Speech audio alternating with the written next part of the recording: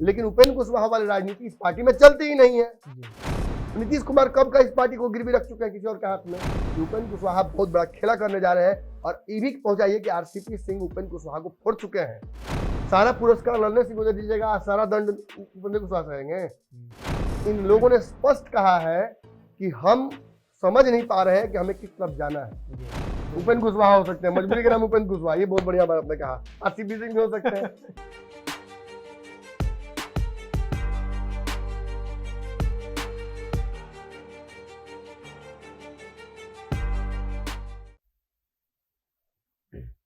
नमस्कार, पंचनामा देख रहे हैं आप, जहां हम करते हैं खबरों की चीरफाड़।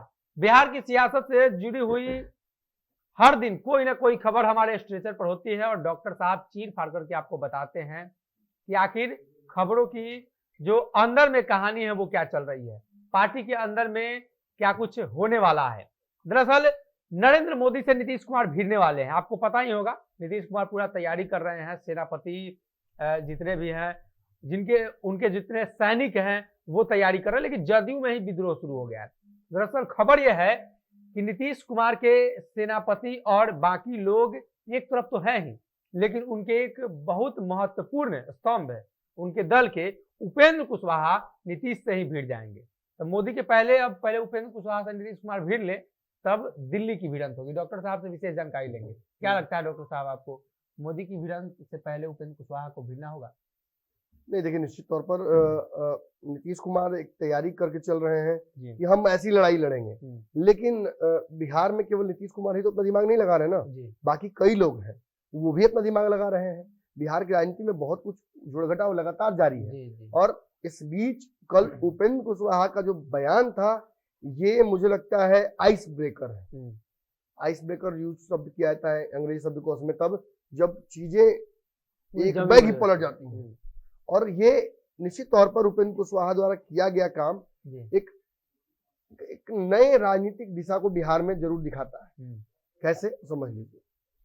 ठीक है, उपेंद्र कुशवाहा को लगातार नीतीश कुमार अपने पार्टी में जब लेकर आए थे तो शुरुआती दौर में बहुत प्रेम उन्होंने दिखाया, जैसे कि वो करते आए, लेकिन फिर वो संटिंग में डालते हैं लोगों को, और संटिंग में डालना अपनी जगह पर है। फिलहाल जिस तरीके से नीतीश कुमार इग्नोर करके चल रहे हैं उपेंद्र कुशवाहा को, तो मैंने कल भी उपेंद्र कुशवाहा के बारे में ये बात कही थी कि वो इतने बड़े नेता हैं कि उनको अपनी दिशा खुद समझ में आ जाती है, उन्हें किसी के पीछे चलने की आवश्यकता नहीं है। हाँ, ये बात जरूर है कि नीतीश कुमार बिहार के मुख्यमंत्री हैं और नीतीश कुमार 16 साल से लगातार मुख्यमंत्री हैं। लौकुश समाज के समीकरण को में सबसे बड़े नेता फिलहाल वो हैं। उपेंद्र कुशवाहा इस बात को एड्रेस भी करते हैं और उपेंद्र कुशवाहा ये बात जानते भी हैं कि जिस तरीके से चीजें चल रही हैं इस प्रदेश में, बहुत स्पेस कम बच जाता है लवकुश समीकरण की एक और पार्टी के लिए नीतीश के बाद। लेकिन नीतीश कुमार का घटता जनाधार कुशवाहा समाज के और लव समाज के नेताओं को लगातार साइडलाइन करना।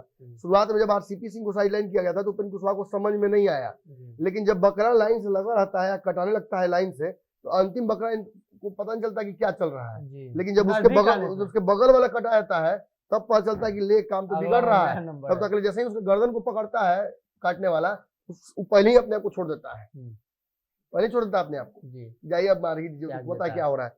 कहीं ना कहीं उपेंद्र कुशवाहा की स्थिति ऐसी हो गई। आरसीपी सिंह का कत्लेआम हुआ राजनीतिक तो किसी कोई नहीं समझा, ये भी मजा ले रहे थे, लेकिन जब इन पर तलवार गर्दन पर सटी तो बेचैनी बढ़ी। लेकिन इन्होंने उस बेचैनी का भी, सदैव राजनीतिज्ञ है, उस बेचैनी का भी उपयोग कैसे किया ये जान लीजिए। एक शेर पहले मैं पढ़ना चाहूंगा जो उपेंद्र कुशवाहा जी की स्थिति पर, मनोस्थिति पर बिल्कुल माकूल सटीक बैठता है। और ये शेर मैंने 2019 में लिखा था, उस वक्त भी किसी पर बहुत माकूल बैठता था, उसको लिखा है मैंने। मेरी चुप्पी मेरा जायज जवाब नमन, वक्त पर होगा हर वाजिब हिसाब नमन। उपेंद्र कुशवाहा चुप है, नीतीश कुमार को बोल रहे हैं, ललन सिंह को बोल रहे हैं, अगले मैं कब क्या करूंगा, मैं इस चुप्पी का जवाब कैसे दूंगा, मैं आपके द्वारा किए गए कार्यों का जवाब कैसे दूंगा, ये वक्त तय करेगा, मैं और आप तय नहीं करेंगे। उपेंद्र कुशवाहा के पार्टी के, मैं बात खोल ही दूं, उपेंद्र कुशवाहा की पार्टी के एक दिल्ली वाले नेताजी हैं। इन नेताजी से मेरी बात लगातार होती रहती है। बीच में कुछ दिनों तक जब दोनों पार्टियों का विलय हुआ तो मेरी उनसे बातचीत बंद हो गई थी। जब नीतीश कुमार और ललन सिंह ने उपेंद्र कुशवाहा को इग्नोर करना शुरू किया तो सबसे पहला चैनल हमारा है जिसने खबर चलाई थी। आज भले कोई क्रेडिट ले ले, दर्शकों को याद होगा। हमने खबर चलाई थी कि कोल्ड वॉर चल रहा है ललन सिंह और उपेंद्र कुशवाहा के बीच में। अब ये जो कोल्ड वॉर चल रहा है इसकी वजह से एक मन में बात तो आ रही है ना उपेंद्र कुशवाहा के कि भाई क्यों नीतीश कुमार मुझे सुन नहीं रहे मेरी बात, क्यों आखिर मुझे बुलाकर पूछ नहीं रहे कि क्या समस्या है, क्यों ललन सिंह मुझे इंक्लूड नहीं कर रहे हैं फैसलों में, कहने के लिए बिठा दिया जा रहा है हर मीटिंग में, कहने के लिए बिहार में भेज दिया गया है कि जाइए सबसे बड़ी जिम्मेवारी आप निभाइए, लेकिन जहां जा रहे हैं भीड़ कम दिख रही है, जहां जा रहे हैं जो लोग जुट रहे हैं जदयू के वो विरोध कर रहे हैं। यानी नीतीश को रस एक कहावत हमारे यहाँ है, थोड़ा भ्रंशित है, लोगों को समझ में नहीं आया, जिसको समझ में आएगा हो सकता है कि कुछ लोगों को बुरा भी लगे, लेकिन ये कहावत ऐसी है, खइए फलनवा तो हगिए फलनवा। मैं किसी के धार्मिक भावनाओं को हर्ट नहीं करना चाहता हूँ, सीधी बात है कि जब गलती करेंगे नीतीश कुमार, शराबबंदी फेल करेगी नीतीश कुमार की, पार्टी लव कुश के नाम पर बनाएंगे, आप बना देंगे भूमिहार को अध्यक्ष, इसका भोगेगा कौन? नीतीश से भोगेंगे ना कि उपेंद्र कुशवाहा को लाठी गज मुड़ी पिटवाइएगा। नहीं होना चाहिए ऐसा। ठीक है, उतनी उनमें ईमानदारी है उपेंद्र कुशवाहा में कि उन्होंने नीतीश के लिए ये स्वीकार कर लिया कि ठीक है, क्या हर्ष, क्या दंड, क्या पुरस्कार सब स्वीकार, लेकिन हर चीज की एक सीमा होती है। सारा पुरस्कार ललन सिंह को दे दीजिएगा, सारा दंड उपेंद्र कुशवाहा सहेंगे। पार्टी विलय करके उपेंद्र कुशवाहा ने हाथ जरूर कटा लिया है, लेकिन रालोसपा 2.0 भी हो सकता है। भाजपा के साथ नहीं जाएंगे तो तय लग रहा है। भाजपा से जिन टर्म्स पे उनका बिखराव हुआ है, भाजपा जल्दी उनको एक्सेप्ट भी नहीं करेगी, क्योंकि भाजपा ने अपनी तरफ से सम्राट चौधरी और अन्य नेताओं को आगे कर दिया है और सम्राट चौधरी उस स्पेस में को भरने लगे हैं। लवकुश राजनीति के एक बड़े चेहरे तो हो गए हैं, जैसा कि ललन सिंह हो गए हैं भूमिहार राजनीति के एक बड़े चेहरे। ठीक है, इस पार्टी में भूमिहार वोट नहीं है, इस पार्टी को भूमिहार वोट नहीं करता, लेकिन ललन सिंह का कद बढ़ने से भूमिहार इनको नेता मानने लगेंगे, तय है। और उसी पे वो कहीं ना कहीं आगे अपनी राजनीति टिका भी रहे हैं, कुर्सी के अनुसार नेता का पद। और राजपूत समाज थोड़ा सा इस मामले में मतलबी है, जो नेता आगे बढ़ता है उसके पीछे वो लग जाते हैं। अब देखिए ना कैसे कैसे मतलबी नेता है। कल तो आपने देखा ना कुर्नी में ना, गए थे विरोध करने, उसी के साथ जाके मिल गए, फिर गए विरोध करने, उसी के साथ मिल गए। तो खैर मैं किसी का नाम लेके यहाँ पे राजनीति नहीं समाप्त करना चाहता हूँ, लेकिन अगर विरोध कर रहे हैं तो स्पष्टता होनी चाहिए, साथ जा रहे हैं तो स्पष्टता होनी चाहिए। बस इसलिए नहीं कि मैं चुनाव लड़ने गया तो 50 वोट आ गया, मैं नहीं अच्छा राजनीति में कर पाया तो किसी के साथ हो जाओ बिना विचारधारा के। विचारधारा कहाँ है आपकी?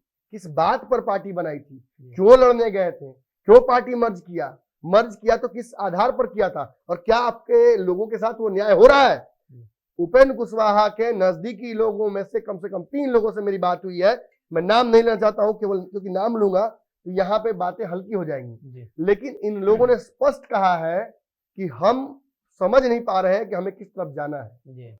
उपेंद्र कुशवाहा जी को फैसला अंततः लेना है, लेकिन इतना तय है कि मुझे समझ में नहीं आ रहा है कि अब आगे की राजनीति मेरी क्या होगी। जिस पार्टी में रालोसपा में हम थे, हम बहुत महत्वपूर्ण स्थिति में थे, हम लगातार बिहार में हस्तक्षेप कर रहे थे विपक्ष की तरफ से, नहीं तो सत्ता पक्ष की तरफ भी जाने की हमारी तैयारी थी, लेकिन इस तरीके से हाथ कटवाकर हम तो समझ ही नहीं पा रहे। पहले ललन सिंह आरसीपी सिंह के सामने कागज लेके खड़े थे कि हमको संगठन में लीजिए, संगठन में कुछ लोग आ भी गए तो छाट रहे हैं, ललन सिंह दबाव डाल रहे हैं, अपने लोगों को भर रहे हैं, हमें कोई पद ही नहीं दिया जा रहा है और इससे नाराजगी बढ़ी है। और चुपचाप रहकर कहीं ना कहीं उपेंद्र कुशवाहा ने ये मैसेज देने का काम किया, लेकिन उपेंद्र कुशवाहा वाली राजनीति इस पार्टी में चलती ही नहीं है। नीतीश कुमार कब का इस पार्टी को गिरवी रख चुके हैं किसी और के हाथ में, तो संभव कहां से है? और इसी वजह से अब जो है मामला बिगड़ता जा रहा है। लेकिन आरसीपी सिंह अब यहां से कौन सा नया फैसला ले सकते हैं, क्या कर सकते हैं? देखिए, दल बनाएंगे तो एक लंबा रास्ता होगा, क्योंकि ऑलरेडी एक दल आरसीपी सिंह बना रहे हैं, वो भी इंतजार में ही है कि कब ये लोग विलय करे आपस में। आज समुद्र मंथन होगा, जो सबसे बढ़िया चीजों को लेकर भागेंगे हम। विलय से जो मंथन होगा, जो एक विस्फोट होगा, एक केमिकल रिएक्शन होगा, उससे बहुत सारे अवशेष निकलेंगे। उन अवशेष में अच्छा बुरा दोनों होगा, तो दोनों स्कैवेंज करेंगे, आरसीपी भी और कुशवाहा भी। लेकिन आज जो कल हमने खबर चलाई थी उस पर आज दिल्ली में मुहर लगा दी है आरसीपी सिंह ने।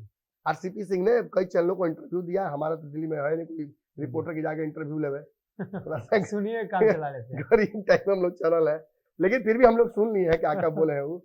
ये बात तो समझ में आ गया ना। खैर हम लोग कल ही चला दिए थे, आज का बात क्या कर रहे हैं, थोड़ा इस मामले में हम लोग तेज है, लेकिन विकलांग है हम लोग। विकलांग चरणों में आते दिमाग हैं। ज्यादा चलता हाँ है। दिव्यांग है तो विकलांग भी नहीं बोल सकते, लेकिन दिमाग बहुत तेज है। जी तो कल जो बातें मैंने आपको बताई थी दूसरे पंचनामा में कल के, वो बातें अक्षरशः आरसीपी सिंह ने कही हैं, जी और इससे प्रतीत होता है कि आगे चल के आरसीपी सिंह और कहीं ना कहीं उपेंद्र कुशवाहा ये दोनों मिल जाएंगे, जी तय है मिल जाएंगे। मजबूरी का नाम जो भी हो, उपेंद्र कुशवाहा RCP जो उपेंद्र कुशवाहा हो सकते हैं, मजबूरी का नाम उपेंद्र कुशवाहा, ये बहुत बढ़िया बात आपने कहा। आरसीपी सिंह भी हो सकते हैं, और इन दोनों का कॉमन एनिमी अब कौन है? जी। अब तो भाजपा है ही बीच में, नहीं, इन दोनों का कॉमन एनिमी कौन है?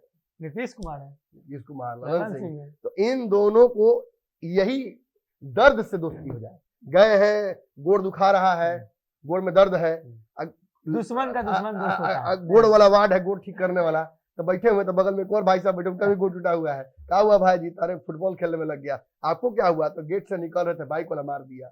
अच्छा कोई बात नहीं, ठंडा ना है तो ज्यादा दर्द करेगा, पुरवैया बहेगा तो ज्यादा दुश्मन का मारेगा। दुश्मन दोस्त होता है तो हो जाएगा। वही बात है, कॉमन दर्द से भी दोस्ती होता है। एक ही दर्द है, जी, जोन तहार दर्द तो हमार दर्द, और दोनों के एक ही हरत, जी, व्यवस्था नहीं होगा। और दिल्ली में जो एक बहुत मंथन चल रहा है आरसीपी सिंह द्वारा, मैं निश्चित तौर पर यह बात दावा के साथ कह सकता हूं कि जी, जो दिल्ली वाले रालोसपा के नेताजी ने मुझसे कही है बात, जी, उस आधार पर उपेंद्र कुशवाहा आने वाले जनवरी में ही बहुत बड़ा माने बिग बैंग से भी बड़ा जी, धमाका करने जा रहे हैं, जदयू जो बिल्कुल निश्चित तौर पर। और मुझे लगता है कि ये मैं बोल रहा हूँ, नीतीश कुमार जी, ललन जी, फलनवा जी, जिलवा जी, सब या वो जो क्या नाम है उनका, वो किचन कैबिनेट जी, जी, जो भी होगा, जल्दी जाइए इन न्यूज पहुंचाइए नेताजी के पास अपने, कि ना खबर तो पहुंचाइए, गड़बड़ा नहीं तो काम गड़बड़ा जाएगा। पिछला बार भी जी। कहे थे, इस बार भी हम कह रहे हैं, जाइए नहीं तो काम गड़बड़ा जाएगा। जल्दी से जल्दी इस मैसेज को पहुंचाइए नीतीश जी तक कि उपेंद्र कुशवाहा बहुत बड़ा खेला करने जा रहे हैं, और ये भी पहुंचाइए कि आरसीपी सिंह उपेंद्र कुशवाहा को फोड़ चुके हैं। जी, कई कुशवाहा नेता उपेंद्र कुशवाहा के अलावा भी आरसीपी सिंह के साथ हैं, और मैं आपको ये भी दावा कर रहा हूं कि जो आज आपका बन के घूम रहा है ललन जी, कि हम आपका कुशवाहा है, हम आपका लवकुश है, वो भी आपको छोड़ के भागेगा। समय देखते जाइए, जोड़ते जाइए, और मेरी बातों को लिख कर कहीं रख लीजिएगा। गड़बड़ा जाएगा तो किसी में मेरा माइक देखे तो उठा के फेंक दीजिएगा। जी। तो कहीं ना कहीं उपेंद्र कुशवाहा एक बार फिर से बड़ा बयान, बड़ा बखेरा, और दिल्ली में जो बड़ी बैठक हुई है उसका नतीजा भी बहुत बड़ा होने वाला है। तो इंतजार करिए आने वाले दिनों में क्या क्या बाकी होता है। फेंकिएगा तो हाथ में फेंकिएगा, रिपोर्टर के मारे नीचे फेंकिएगा तो फिर हो सकता है कि गड़बड़ा जाए मामला। जी, तो आने वाले दिनों में देखना ही होगा। बिहार में दिल्ली अब से- गैंगवार होने लगा है, इसलिए मैं बोल रहा हूँ, मामला गड़बड़ाने मत दीजिएगा। तो दिल्ली में जो बैठक हुई है आरसीपी सिंह भारतीय जनता पार्टी के नेताओं के बीच, उसका नतीजा भी जल्द निकल कर सामने आएगा, और उपेंद्र कुशवाहा की नाराजगी का जो विस्फोट है वो भी जल्द देखने को मिलेगा।